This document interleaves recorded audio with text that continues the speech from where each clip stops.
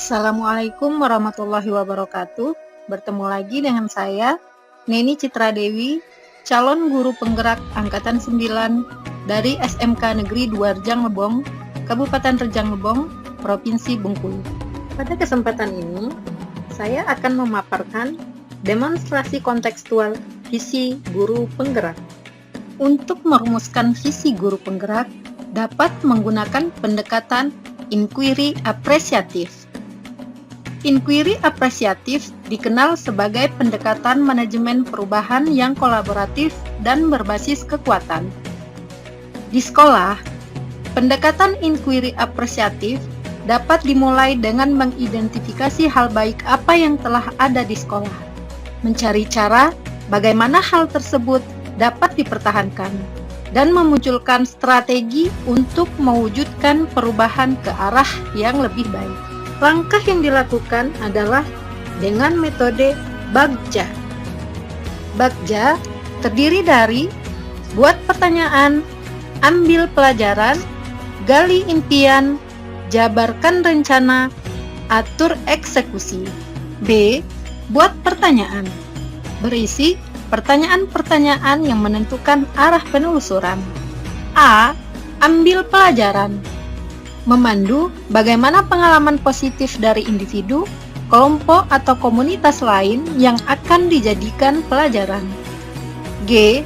Gali mimpi.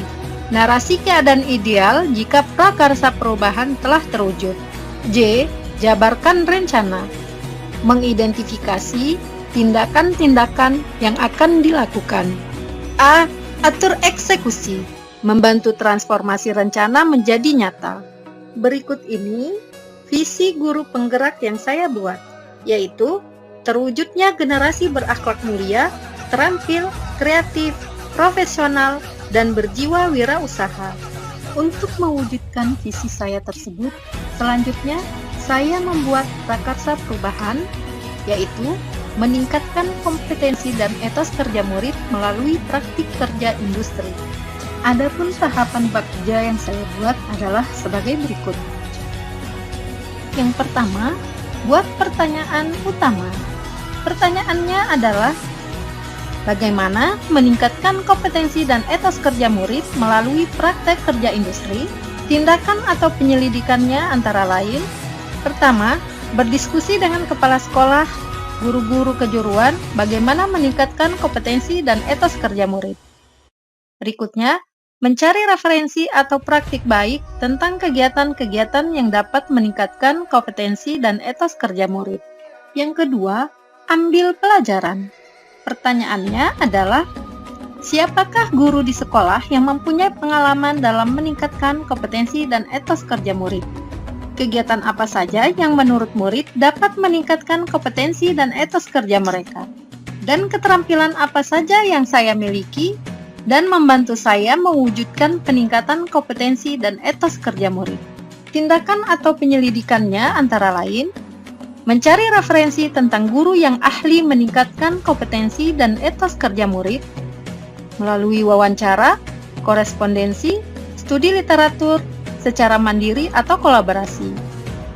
Mencari referensi berupa strategi atau kegiatan apa saja yang dapat meningkatkan kompetensi dan etos kerja murid, serta mengambil pengalaman praktik kerja industri guru yang sudah saya lakukan dengan mendapatkan sertifikat kompetensi dan sertifikat magang industri untuk guru. Yang ketiga, gali mimpi. Pertanyaannya antara lain, apakah dengan praktik kerja industri dapat meningkatkan kompetensi dan etos kerja murid? Kompetensi apa saja yang diperoleh murid setelah melaksanakan kegiatan praktik kerja industri, dan apakah terbentuknya etos kerja berpengaruh dengan kesiapan kerja murid di masa mendatang? Adapun tindakan dan penyelidikannya antara lain, bersama guru BK membuat lembar observasi tentang pengaruh praktik kerja industri terhadap kompetensi dan etos kerja murid. Bersama guru kejuruan membuat target kompetensi apa saja yang harus dikuatkan murid selama praktik kerja industri, dan mencari referensi bagaimana etos kerja mempengaruhi karir dan kesiapan kerja murid di masa akan datang. 4. Jabarkan rencana. Pertanyaannya adalah, apa langkah-langkah yang dilakukan sebelum murid melaksanakan prakrin atau praktik kerja industri? Di mana saja tempat murid melaksanakan praktik kerja industri?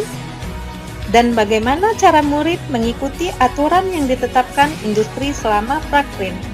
Tindakan dan penyelidikan yang dilakukan antara lain, melakukan kerjasama atau MOU dengan DUDI atau Dunia Usaha Dunia Industri untuk tempat praktik kerja industri. Bersama praktisi dari industri melaksanakan pembekalan murid sebelum terjun prakrin. Menentukan tempat prakrin murid sesuai dengan kompetensi keahlian. Dan menyusun jurnal prakrin. 5. Atur eksekusi.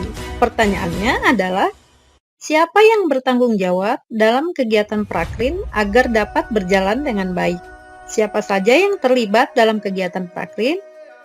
Dan siapa yang bertugas monitoring agar kegiatan prakrin dapat berjalan baik?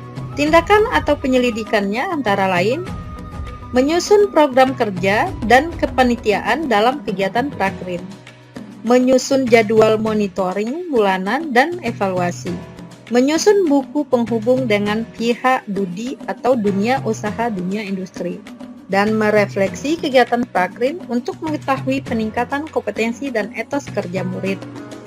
Demikian rancangan tindakan perubahan berdasarkan tahapan Bagja. Semoga dapat memberi perubahan ke arah yang lebih baik dengan berpihak pada murid. Terima kasih. Wassalamualaikum warahmatullahi wabarakatuh. Salam guru penggerak.